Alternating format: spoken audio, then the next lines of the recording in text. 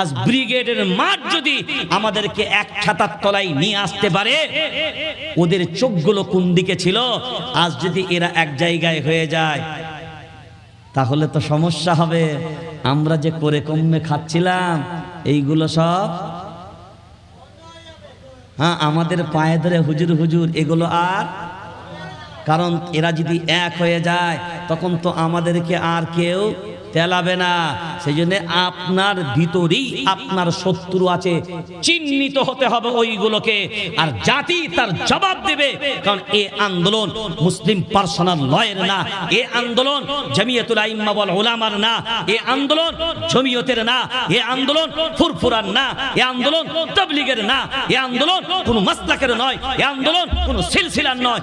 এ আন্দোলন হলো ভারতবর্ষের আপামর জনতার পুরো জাতির আন্দোলন। নারে তাকবীর, নারে তাকবীর। কারণ তমলুকের এত বৃহৎ আন্দোলন সামনে শুক্রবার বন্ধ করে দিয়েছে। বন্ধ করার পিছনে কিন্তু আমাদের লোক দায়ী।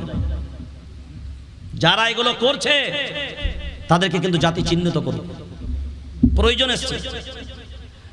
মুসলিম মিল্লাতের ভিতরে ফাটল ধরাবে যারা, জাতিদের কাছে চেহারা উন্মুক্ত হওয়ার প্রয়োজন আছে। কিন্তু এর মাঝখানেও কিছু অহংকার এক হতে চাই না। কারণ এক হয়ে গেলে তার বরত্বটা আর পাবে না। চেয়ারের যে ওজনটা ছিল এটাও আর থাকবে না। ওই জন্য আপনাদেরকে এক হতে যখন যাবে, এক হতে দেবে না। আর এক হতে দেবে না যে, বুঝে নিতে হবে শয়তান সে। কারণ শয়তানই এক হতে দেবে না। এক হলে পরাজয় হবে শয়তানের, আর জিত হবে আমার রবের। রব এক না দুই, জোরসে বলো এক। নবী, কালিমা, ধর্ম, জাতি, উম্মত, বাইতুল্লাহ সব তোমার এক। আর আমরা থাকবো সব, কথা বল, আমরা থাকবো সব ছন্ন ছাড়া না এক। যখন আমরা থাকবো এক, বিশ্বকে বলবো এবার আমাদের দিকে ভালো করে দেখ। আর আমার রব তখন বলবে, যখন হয়েছিস তোরা এক, ওয়ালা তানাযাউ ফাতাফশালু ওয়া তাযহাবা রিহুকুম ওয়াসবিরু। আর আমি আল্লাহ একতার পক্ষে আছি। সুবহানাল্লাহ বলা যাবে। আর একতা যেদিকে, বিজয় বিজয়। আজ ব্রিগেডের মাঠ যদি আমাদেরকে এক ছাতার তলায় নিয়ে আসতে পারে, ওদের চোখগুলো কোন দিকে ছিল, আজ যদি এরা এক জায়গায় হয়ে যায় তাহলে তো সমস্যা হবে। আমরা যে করে কমে খাচ্ছিলাম এইগুলো সব আমাদের পায়ে ধরে হুজুর হুজুর এগুলো আর, কারণ এরা যদি এক হয়ে যায় তখন তো আমাদেরকে আর কেউ তেলাবে না। সেই জন্য আপনার ভিতরেই আপনার শত্রু আছে, চিহ্নিত হতে হবে ওইগুলোকে, আর জাতি তার জবাব দেবে। কারণ এ আন্দোলন মুসলিম পার্সোনাল লয়ের না, এ আন্দোলন জামিয়াতুল আইম্মা ওয়াল উলামার না, এ আন্দোলন জমিয়তের না, এ আন্দোলন ফুরফুরার না, এ আন্দোলন তাবলীগের না, এ আন্দোলন কোন মাসলাকের নয়, এ আন্দোলন কোন সিলসিলার নয়। এ আন্দোলন হলো ভারতবর্ষের আপামর জনতার পুরো জাতির আন্দোলন। নারে তাকবীর, নারে তাকবীর।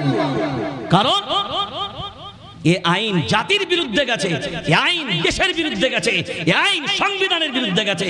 সেজন্য আমরা যদি এক হয়ে থাকতে পারি আর একতার বন্ধনকে যদি মজবুত করতে পারি, তো আল্লাহর ইহসান আগামীতেও যা কিছু আসবে, আমরা যদি এক থাকি ইনশাআল্লাহ এগুলোকে প্রতিরোধ করার, প্রতিহত করার ক্ষমতা ইনশাআল্লাহ আমাদের একতার ভিতরে আছে না নাই?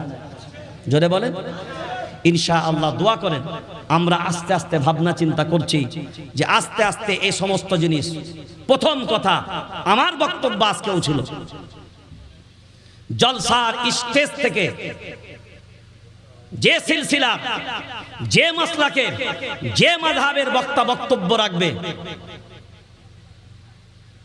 কাউকে টোন টিটকিরি মেরে কারোর বিরুদ্ধাচরণ করে আপনি আপনার যে মাসলাকের উপরে থাকেন আপনি চলুন, কোরআন সুন্নাহর উপরে বয়ান হবে, কিন্তু কে কিয়াম করে কে কিয়াম করে না তাকে আপনি আপনার স্টেজ পেয়েছেন, আপনি তার মতো করে তাকে ধুয়ে দিলেন, সে তার মতো করে তাকে ধুয়ে দিল।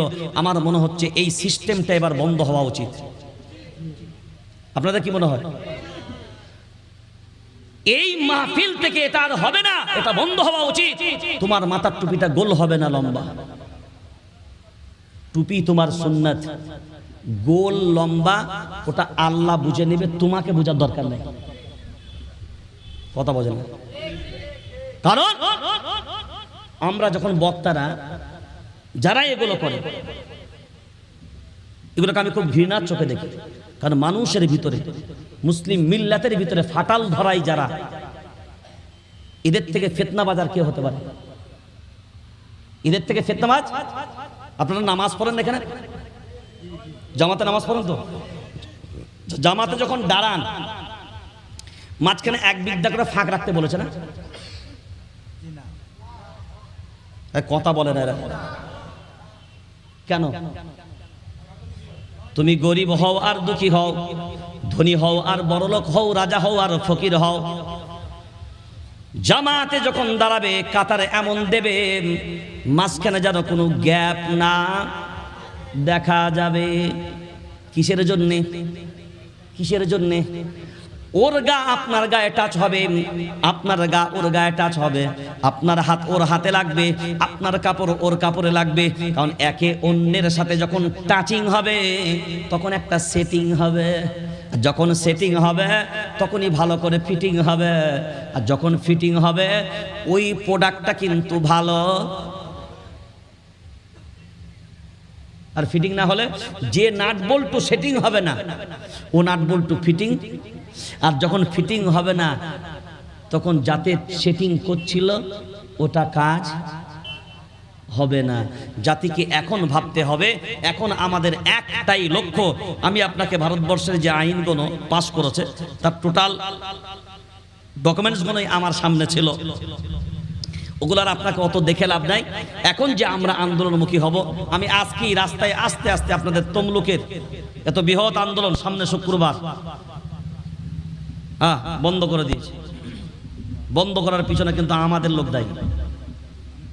যারা এগুলো করছে তাদেরকে কিন্তু জাতি চিহ্নিত করবে, প্রয়োজন এসছে। মুসলিম মিল্লাতের ভিতরে ফাটল ধরাবে যারা, জাতিদের কাছে চেহারা উন্মুক্ত হওয়ার প্রয়োজন আছে।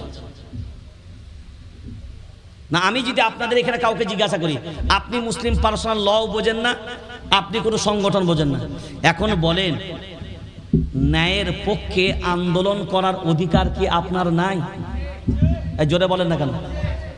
এখন যদি আমি বাধা দিই ন্যায়ের পক্ষে আন্দোলন করার, আমি রাইট না আপনি রাইট? আমি রাইট না আপনি রাইট? ওয়াকুনু মাআস সাদিকিন, ওয়াকুনু মাআস সাদিকিন। আপনি বিবেক দিয়ে ভাবনা চিন্তা করে বলেন, সত্যের পক্ষে থাকার কথা, অর্ডারটা আমার না আল্লাহ? জোরে বলেন তো। প্রত্যেকটা হক, প্রত্যেকটা সত্যে আপনার যদি জানা না থাকে তার হাকিকত, সেই ব্যাপারে আপনার বলাটা কখনো উচিত হবে না। এই মুহূর্তে আপনার খুশি হওয়া দরকার, আপনার আনন্দ পাওয়া দরকার। আপনি আনন্দিত হন যে আল্লাহর ইহসান। একটা বিষয়কে কেন্দ্র করে আজকে বাংলার মাটিতে মাযহাবী দ্বন্দ্ব ভুলে গেল।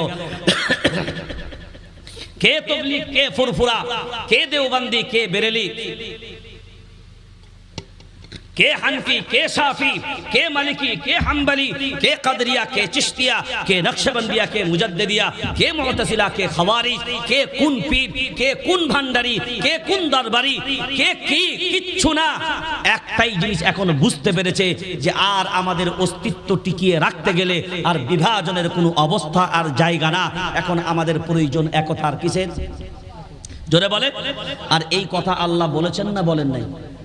কোরআনুল কারীম সূরার নাম সূরা আনফাল 10 নম্বর পারা 2 নম্বর সাফা 1 নম্বর আয়াত, ওয়ালা তানাযাউ ফাতাফশালু ওয়া তাযহাবা রিহুকুম ওয়াসবিরু।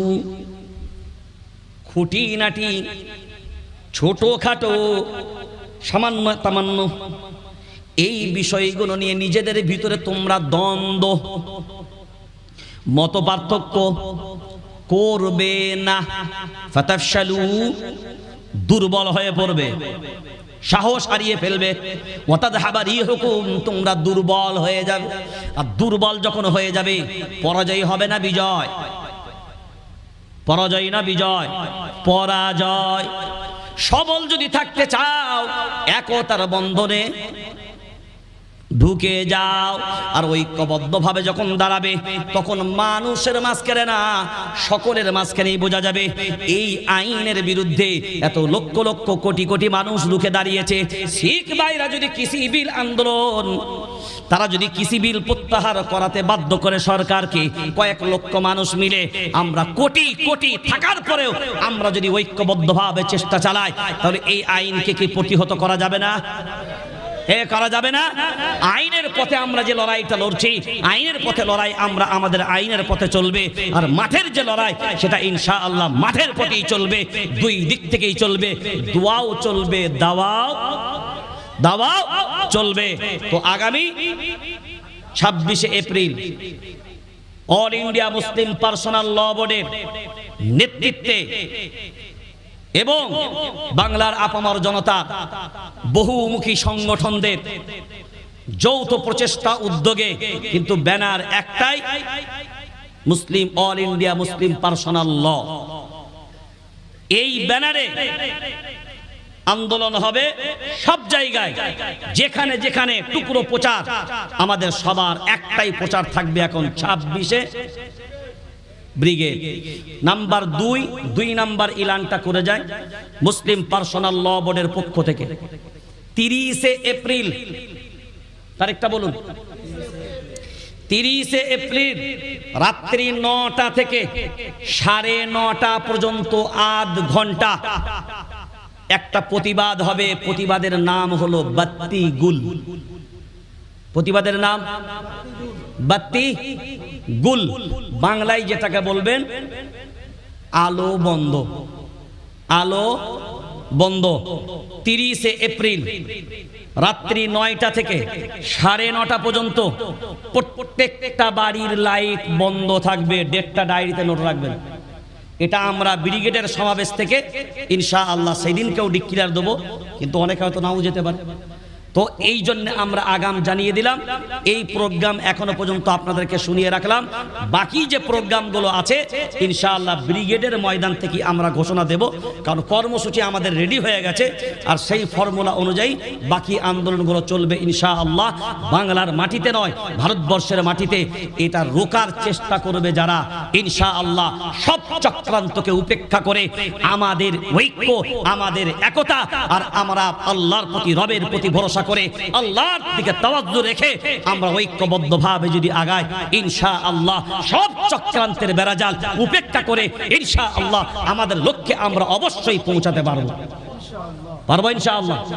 সেই জন্য কোনো রকমের কোনো জায়গা নেই যাদের ভিতরে দাররা পরিমাণ। আজকে এখনো পর্যন্ত আমি যখন স্টেজে বসেছি তখনো পর্যন্ত মেসেজ, হুজুর 26 তারিখের প্রোগ্রাম হচ্ছে তো। এটা একটা চক্রান্ত করে ভাঙার চেষ্টা করেছিল, এরপরে হয়তো নতুন চক্রান্ত আবার তৈরি হন। এই প্রোগ্রামের ব্যাপারে ডিস্টার্ব করার জন্য নতুন চক্রান্ত আবার তৈরি হবে। কারণ যারা বদমাইশ, তাদের বদমাইশের প্ল্যানও বদমাইশের হবে। একটা ফেল হবে তো আর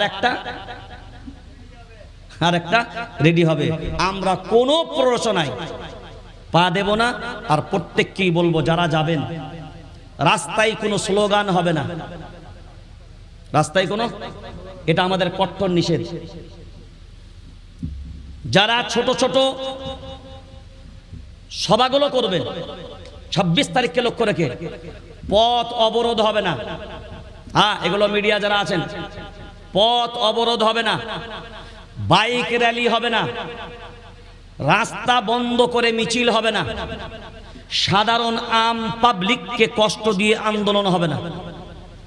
আপামর জনতা, সাধারণ নাগরিককে পাশে সাথে নিয়ে আন্দোলন করতে হবে। এটাই মুসলিম পার্সোনাল ল বোর্ডের সিদ্ধান্ত। আপনাদের মত কি? কারণ এটাই হওয়া উচিত।